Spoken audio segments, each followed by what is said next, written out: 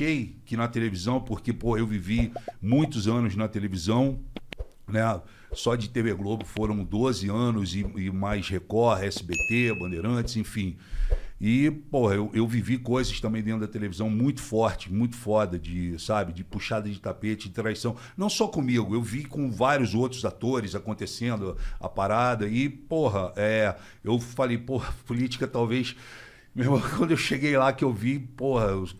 o problema é muito maior, o buraco é muito mais embaixo. Porque lá, eu acho que diferente, Monark, da televisão, a televisão mexe com ego, tá? Ela mexe também com a questão financeira, mas, porra, Brasília, meu irmão, ela mexe com o poder.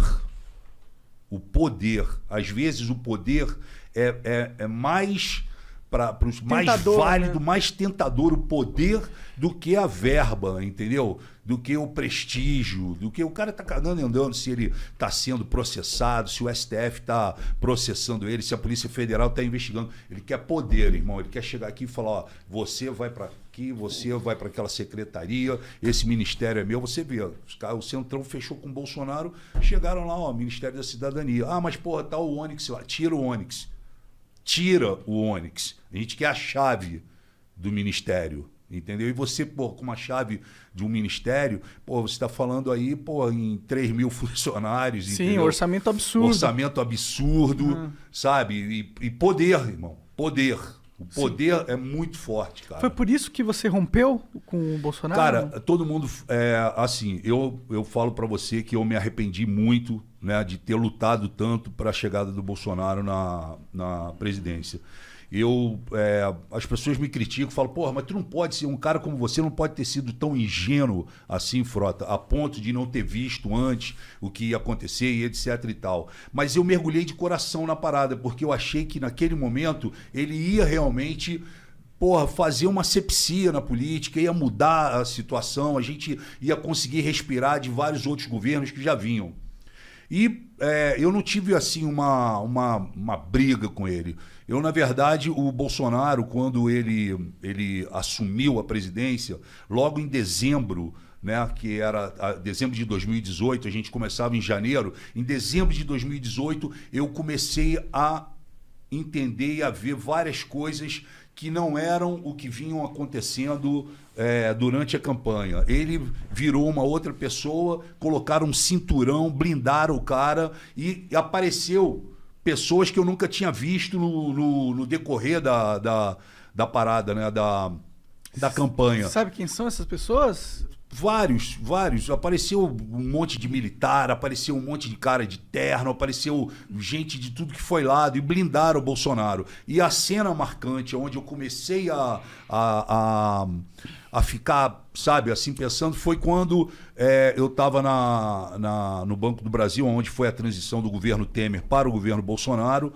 E aí, lá para as 2h da tarde, abriu a porta do corredor, entrou vários militares e o Bolsonaro no meio, um monte de cara de terno. E o Bebiano, que morreu de um infarto.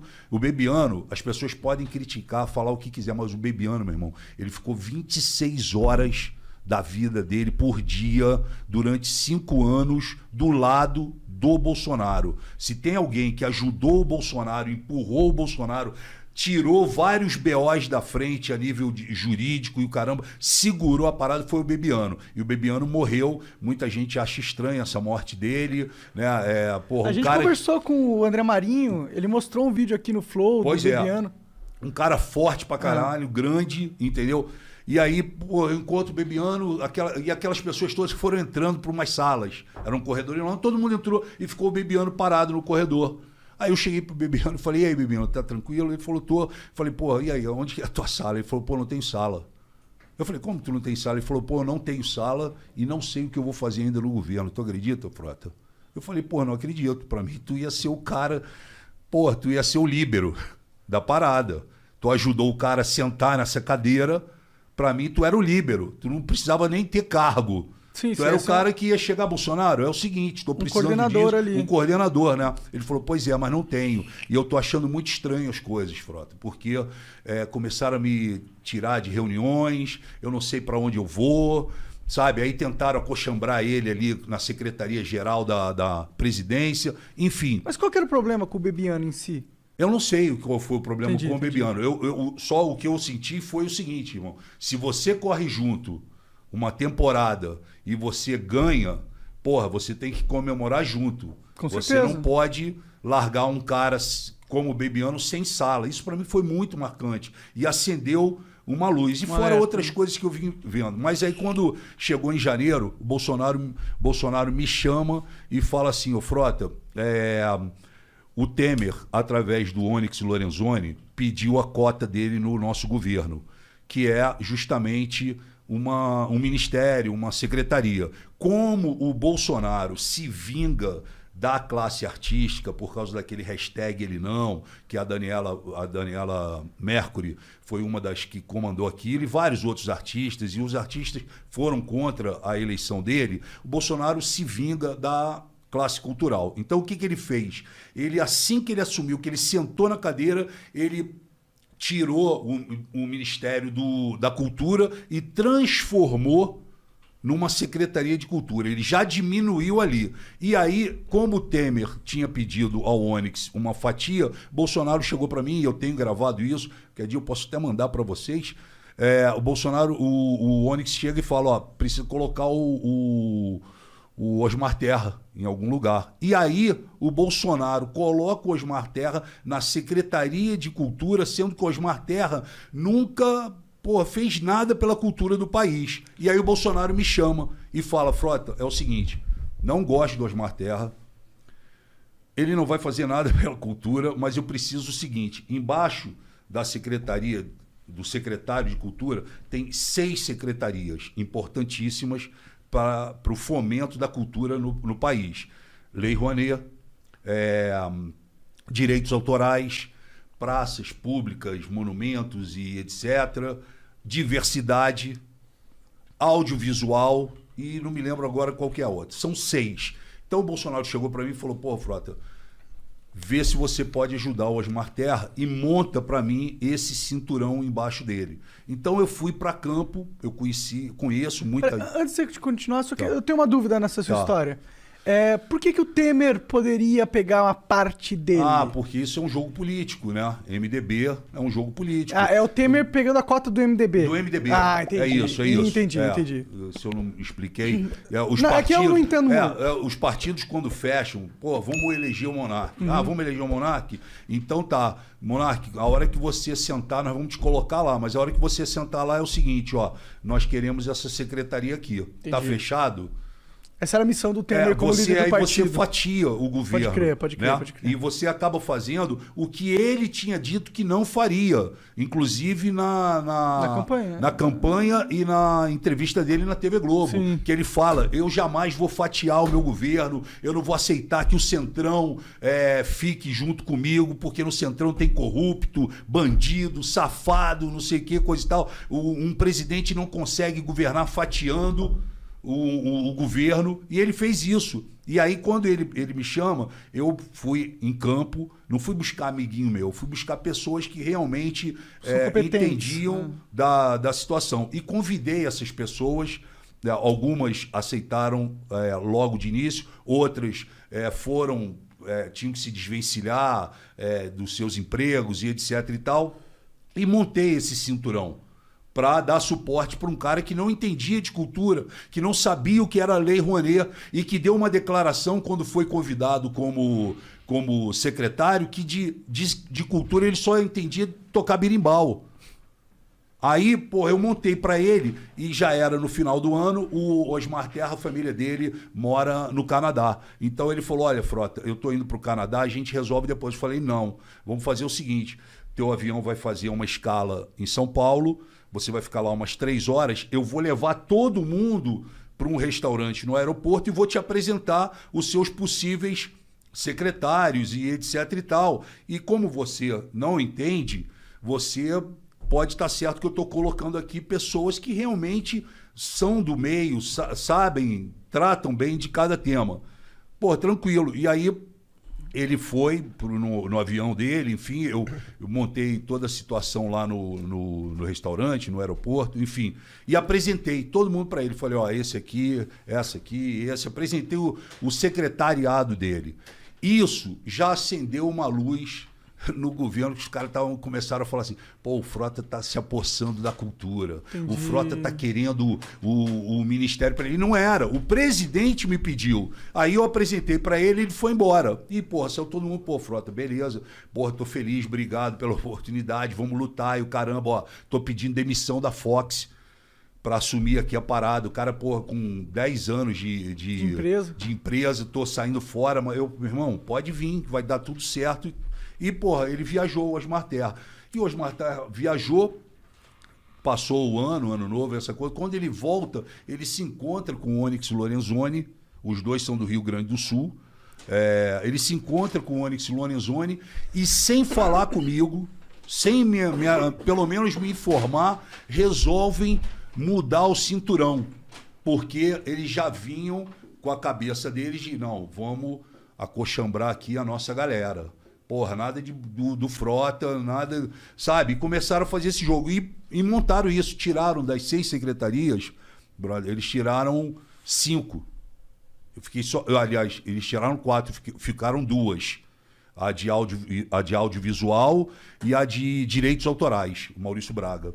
Eu falei, porra, cara, isso não tá certo. As pessoas saíram dos seus empregos. Pô, o cara tava ninguém chegando em Brasília já, porra, tô procurando flat aqui pra morar.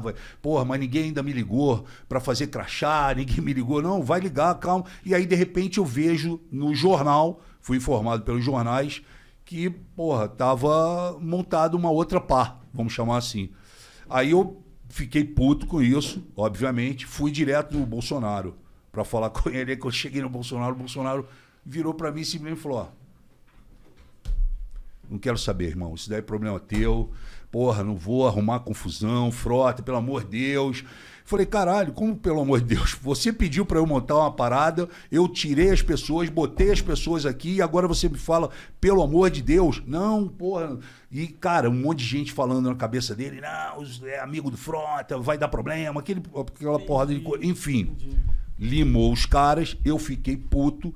Porra, a primeira oportunidade que eu tive, eu fui pro plenário, meu irmão, peguei o microfone e soquei forte o Onyx Lorenzoni. Chamei de safado, vagabundo, que não poderia ter feito isso, não sei o quê. E pá, fiz um discurso pesado. Nesse discurso pesado, os caras entenderam. Falou, ó, abriu aqui uma fissura entre o Frota e o governo. Como é que o cara vai e fala do ministro, que é o secretário do Bolsonaro, ele, porra, senta o pau. Aí sentei a porrada. E nesse meio tempo que eu tô fazendo isso, na mesma semana quase, explode o caso do Queiroz. Que aí, porra, o Paulo Pimenta do PT faz um discurso muito forte e aponta pra gente que tava ali embaixo, aquela galera nova do PSL, que eu tava junto ali, eles apontam e falam, porra, eu quero saber de vocês que subiram, que se elegeram falando de que iam combater a corrupção, que não sei mais o quê, eu quero saber quem é de vocês que vai subir aqui e pedir a prisão do Queiroz. Aí eu pulei e falei, eu quero a prisão do Queiroz.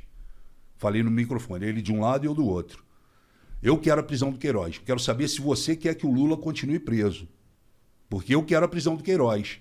Porra, aí, meu irmão, o telefone tocou, Bolsonaro, você tá maluco? Você quer fuder meu filho? E porra, como é que tu pede a prisão do Queiroz, caralho? Não sei mais o que, pagando pra mim, em geral. E passou uns 15 minutos, veio o Flávio Bolsonaro. Flávio Bolsonaro chegou no plenário e falou assim pra mim, porra, papai tá puto contigo, Frota.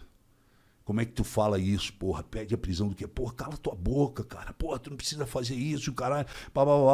No dia seguinte tinha um café da manhã. Eu fui no café da manhã, o Bolsonaro deu de cara comigo, chegou pra mim. Pô, aí tem até na internet, porque tinha uma pessoa gravando, a gente não sabia.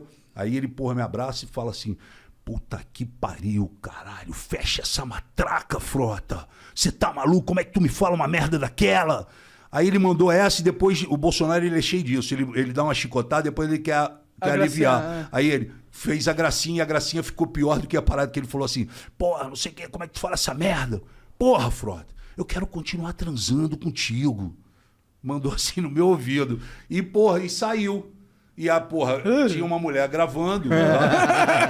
Tinha uma mulher gravando, a mulher, porra, pegou, editou essa parada e aí, porra, aparece no dia seguinte um vídeo do Bolsonaro no meu. Porra, Frota, quero transar contigo. Entendeu? E aí aconteceu essa parada. Aí, cara, eu vi que, porra, não tinha mais né, clima, né? O PSL rachou logo de início, porque o PSL foi um... Eu vim no meio do PSL e não tiro também a minha participação nesses troços, mas o PSL entrou um monte de cara novato, achando que ia resolver a política do país. E, meu irmão, a gente fez uma asepsia lá dentro, mas foram 52% de gente nova que entrou e etc e tal. Mas os que ficaram era só black belt. Era só faixa preta. Não tinha nenhum que, porra, tu falava que era bobinho. Não, só tinha ninguém com 5, 6 mandatos, sabe? 4 mandatos. Os caras casca grossa que ficaram. Aí os caras viram aquele monte de cara chegando, achando que, porra, ia pintar Brasília, ia mudar. Os caras começaram a bater, né? E o PSL, ele foi se fragmentando, ele foi rachando. Ele começou um jogo de briga, de ciúme, de crítica um pro outro. E o caralho, era tudo que os caras queriam do outro lado. Os caras deixam os caras se pegarem, entendeu? E vaidade, e não sei o quê. Não porque eu ganhei tanto, porque eu isso, porque aquilo que o negócio foi rachando. Eu fui cada vez fazendo mais oposição, porque eu falei, eu agora não posso fugir desse meu discurso. E é um discurso verdadeiro. Eu não mudei. Quem mudou foram eles. E aí eu continuei nessa linha. Aí, pô, chegou uma hora que o Bolsonaro chamou o Bivar e falou, ó, eu quero o Frota expulso do PSL.